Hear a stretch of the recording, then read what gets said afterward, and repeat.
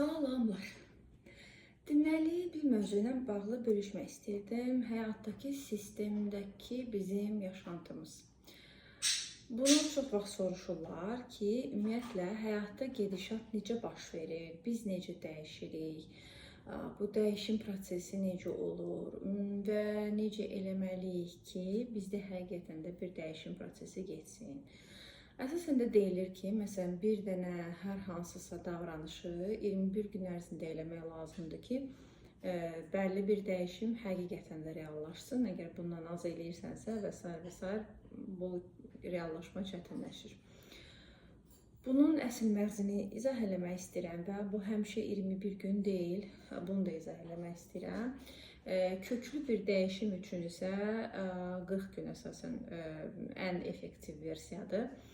Çünki biz anadan olanda 40 gün, sonra rəhmətə gedəndə 40 gün, bu elə-belə olan rəqəm deyil. Bu bizim o transformasiyanı və tamamlanmanı yaşadığımız dönəmdir.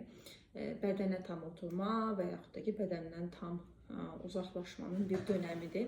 Eyni zamanda, əgər biz həyatda hansısa, belə deyək, səviyyədən başqa bir səviyyəyə keçmək istəyiriksə, yenə də bizə bu dönəm lazımdır. Çünki bu bizim dəyişim prosesimizdir. Yəni, insan olaraq eyni insan qala bilərik, amma təbii olaraq bizim bir versiyamızdan başqa bir versiyamıza keçid, yəni yeni bir həyat deməkdir. Mənim ən yaxşı versiyam deyəndə nəyi nəzərdə tuturuq?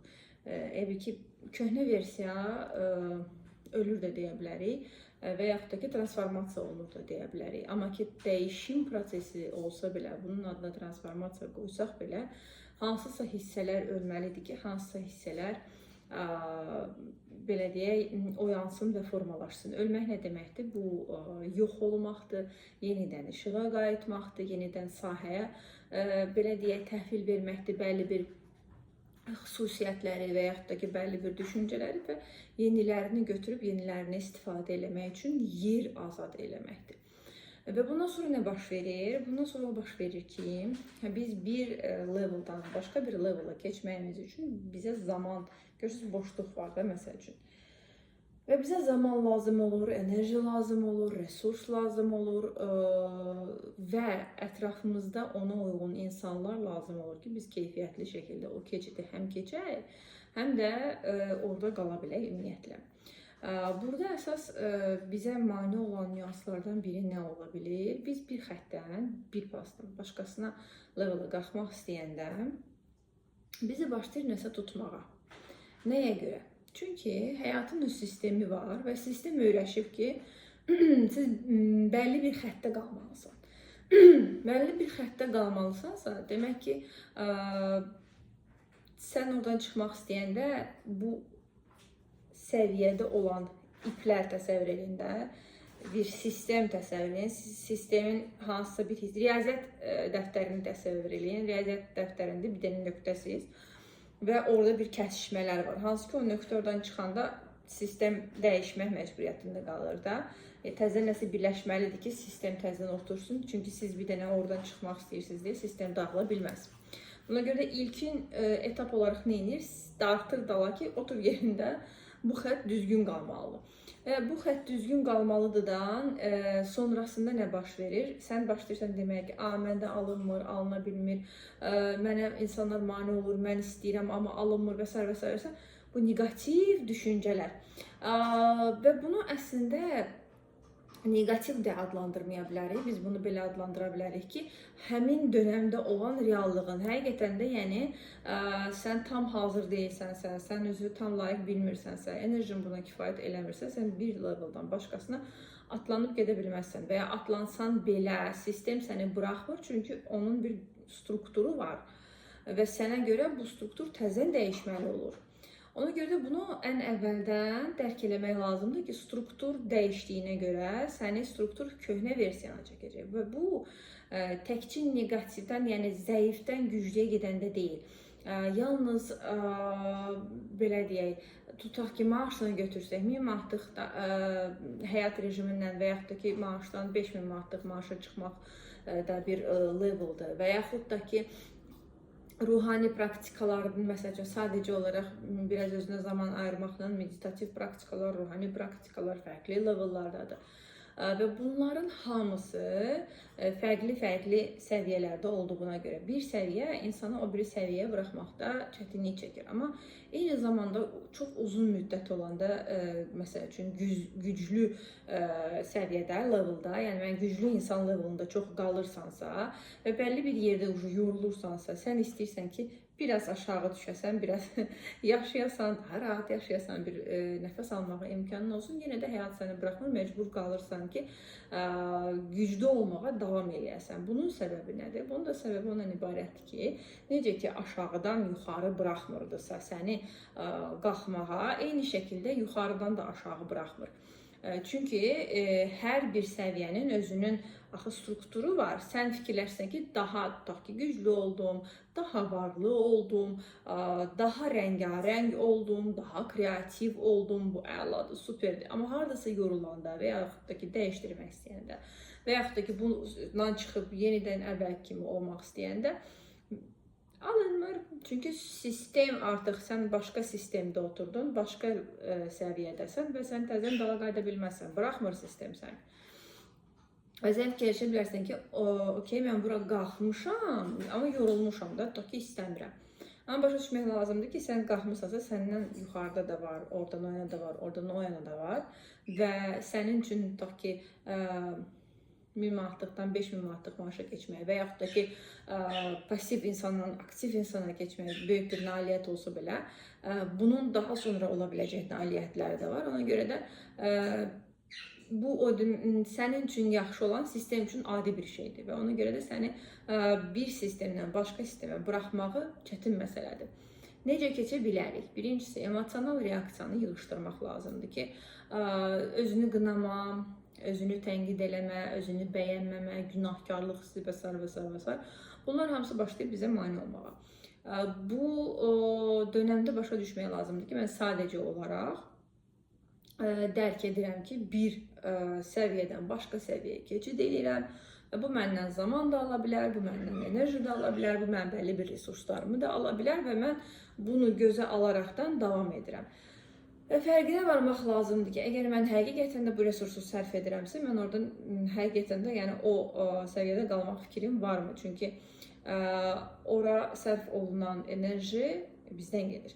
Məsələn, deyirlər ki, kreditə heç nə almayın. Yəni, ruhi inkişafda məşğul olanların çoxunda deyirlər ki, kreditə heç nə almayın. Bunu din başqa cür deyə bilər, enerji ilə məşğul olanlar başqa cür deyə bilər, finansla məşğul olanlar başqa deyir. Hər kəsin öz səbəbləri ola bilər bunu deməyə və ya etmə deməyə. Amma burada bir nüans da var. Bizim əgər o hər hansı bir davranışa, hər hansı bir alışa və ya hər hansı bir işə pulumuz yoxdursa və biz onu kreditə götürürüksə, biz bir başqa səviyyəyə keçmək üçün kənardan bir resurs sərf eləmiş oluruq. Yəni, əslində bizə verilməyən, biz onu qazanmamışıq, biz ona əslində gedib çatmamışıq. Amma biz demişik ki, yaxşı, sən mənə bunu ver, yəni pul şəklində bunu mənə ver, mən sənə bunu necəsə ödəyəcəm. Biz bunu nə ilə ödəyirik? Biz bunu əsəblə ödəyirik, biz bunu sağlamlıqla ödəyə bilirik, biz bunu münasibətlərimizlə ödəyə bilirik, biz bunu insanlarla olan ünsiyyətimizlə, dostluqlarımızla ödəyə bilərik. Yəni, hər hansı bizim hazır olmadığımız nələrisə əldə edəndə, sonra biz nələrlənsə bunu ödəyirik. Bu ödənişdə demək olar ki, o səviyyədə qala bilmək üçün olan ödənişlər olur. Və bizim hələ hazır olmadığımızı həyatdan götürməyimizə görə olur.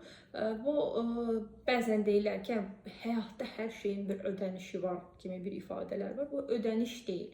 Sadəcə olaraq sən hazır olmadığını götürdüyün üçün avtomatik olaraq sənin ora adaptasiyan yoxdur. Sənin enerji olaraq ora adaptasiyan yoxdur. Sənin zehni olaraq adaptasiyan yoxdur. Sənin fiziki olaraq adaptasiyan yoxdur. Ona görə də səndə tükənmə gedir, yorulma gedir və s. Bu da normal olaraq ödəniş kimi qəbul oluna bilir. Ona görə də yəni bunu paylaşmaq istəyirdim ki, həmişə diqqət eləmək lazımdır ki, həqiqətən də mən hansı səviyyədən hansı səviyyəyə qalxmaq istəyirəm və məqsəd yönlülük, məqsədini bilmək də buradan irəli gəlir ki, mən məqsədimi bilməliyəm, hədəfimi bilməliyəm ki, enerjim düzgün xərclənsin və düzgün xərclənəndə də hazır olduğumu həyatdan əldə eləmək və hazır olmadığımı əgər həqiqətən də istəyirəmsə, mən hazırammı bunun müqabilində bəlli bir çətinliklərdən keçməyə. Bir də bir nüansı demək istəyirəm bu enerji hissəsində. Biz həmişə fikirləşirik ki, bizə motivasiya lazımdır ki, nələri gedək nail olaq. Amma motivasiya enerji mövzusudur. Enerji də insanda artmalıdır ki, insan gedib ona çatsın. Biz həm hədəfi bilməliyik, həm nə istədiyimizi bilməliyik. Amma eyni zamanda hədəfimizi, niyyətimiz formalaşdırandan sonra beynimizi sustura bilməliyik. Çünki beynimizi lazımı zamanlarda sustura bilmiriksə, enerjimiz çox tükənir. Çünki fikrimiz hardadırsa, enerjimiz oradadır. Və əgər enerjimizi boşuna tükədirik, sadəcə təhlillərə sərf eləyiriksə, bizim nə yaşamağa, nə yaratmağa, nə də formalaşdırmağa enerjimiz, gücümüz çatmır. Motivasiyanın yetəri qədər olması üçün niyyət bəlli olandan sonra zaman-zaman sadəcə sakitlikdə əyləşmək və sakitlikdə oturmaq, beynini dincəltmək, bədənini, emosiyalarını dincəltmək lazımdır ki, enerji oyanmağa başlasın. Elə ki, düşünəndə benzin xərclənir harasa da. Bir də var ki, mən sakit otururam, icazə verirəm ki, o enerji gəlsin, tam mənim bədənimə dolsun, məni şəfalandırsın, yenidən canlandırsın və mənim artıq yenidən resurslarım əlimdə, bədənimdə olsun ki, mən təzədən bu niyyətimin yolunda getməyə davam edə bilim. Bunları bugün düşünürdüm və düşünərkən də dedim, mütləq şəkildə paylaşmalıyam. Yəni bu təcrübəyə baxmayaraq mən hələ də 12 ildir enerji mövzuların içindəyəm, 9 ildir psixologiya, 3-cü ildir ki, coachingin içindəyəm. Amma yenə də bunları düşünürəmsə, təhlil edirəmsə, bunlar hələ də mənim həyatımda aktualdırsa, demək ki, bunlar haqqında danışmaq lazımdır. Və ona görə də danışmağı seçirəm ki, həm özümə faydalı olsun, mən paylaşdıqca daha çox kəşf edə bilirəm. Və eyni zamanda bilirəm ki, insanların bu şeyləri bilməyə nə qədər ehtiyacı var ki, öz həyatlarını daha yaxşı eləyə bilsinlər ki, özlərinə kömək ola bilsinlər, belə deyək. Təbii ki, bəlli bir yerdə psixoloq da, coach da, hamısı lazım olur.